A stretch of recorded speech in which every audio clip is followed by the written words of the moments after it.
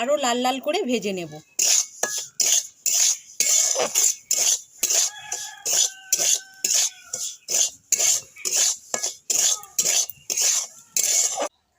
নমস্কার বন্ধুরা, অলির রান্নাঘরে আপনাদের অনেক অনেক স্বাগত। প্রতিদিনের মতো আবারও চলে এসেছি আপনাদের কাছে একটা ভিডিও নিয়ে। আজকে বানাবো বিট লবণ। আমি কিভাবে বিট লবণ বানাবো প্লিজ বন্ধুরা আপনারা দেখতে থাকুন। বিট লবণ খাওয়া স্বাস্থ্যের পক্ষে খুবই উপকারী। হাই প্রেশার যাদের তারা এই বিট লবণটা খেতে পারে, বা যাদের কিডনির সমস্যা তারাও খেতে পারে। বাড়িতে থাকা নর্মাল নুনের থেকে বিট লবণ খাওয়া অনেক ভালো। আর টক জাতীয় খাবারেতে বিট নুন খুব ভালো লাগে খেতে। তো আমি কিভাবে বিট লবণ বানাবো প্লিজ আপনারা দেখতে থাকুন। উনানটা ধরিয়ে নিচ্ছি।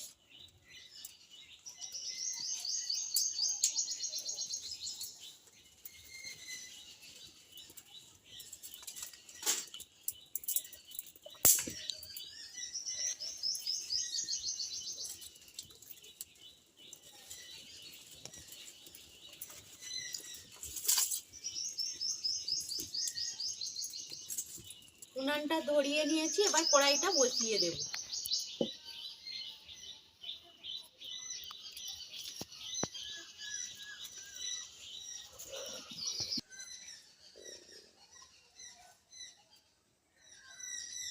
আমি এখানে 1 বাটি নুন নিয়েছি।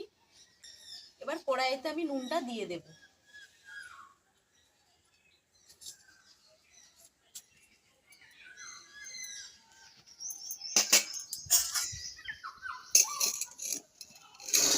আমি 1 বাটি নুন নিয়েছি। আমি বেশি পরিমাণে বিট লবণটা বানাবো। এবার নুনটা ভালো করে ভেজে নিতে হবে।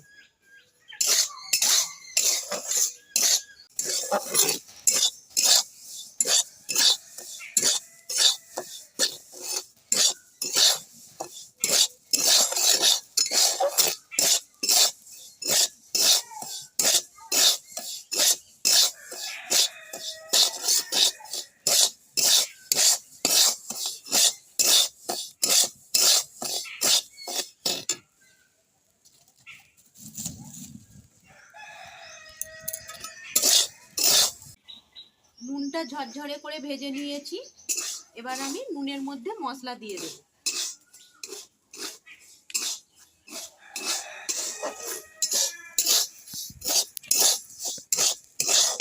দেখতে পাচ্ছেন, এইভাবে ঝরঝরে করে ভেজে নিতে হবে।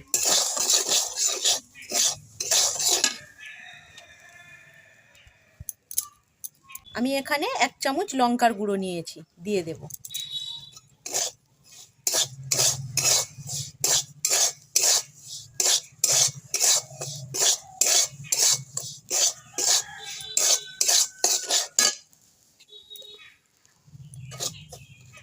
এখানে জিরে গুঁড়ো নিয়েছি, ভাজা জিরে গুঁড়ো 1 চামচ দিয়ে দেব।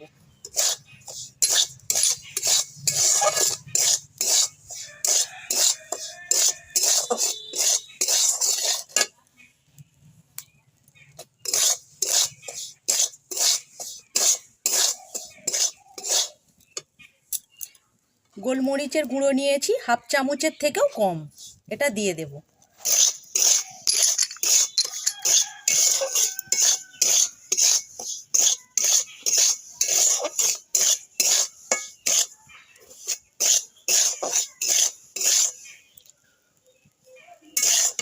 আরও লাল লাল করে ভেজে নেব।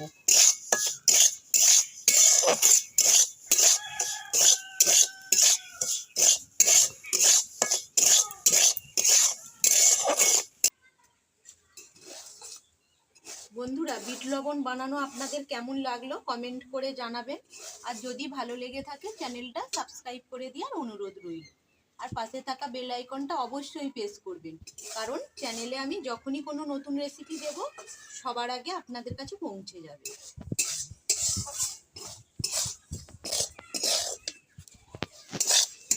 উনানের আঁচটা কমানো আছে, আপনারা দেখতে পাচ্ছেন বিট লবণের রঙটা কতটা ভালো হয়েছে। এইভাবে কড়া করে নুনটা ভেজে নিতে হবে।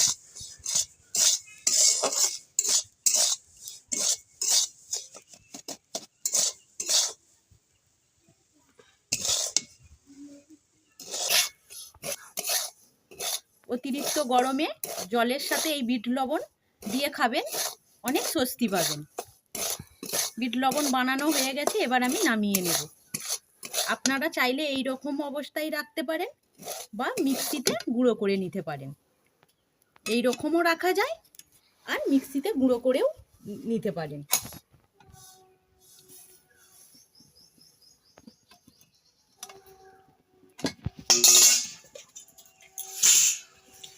বিট লবণ বানানো হয়ে গেছে, আমি এখানে মিক্সি নিয়েছি, আমি এতে গুঁড়ো করে নেব।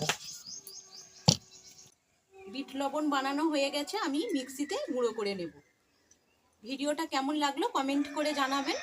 আর ভিডিওটা এখানেই শেষ করছি। আপনারা ভালো থাকবেন, সুস্থ থাকবেন। ধন্যবাদ।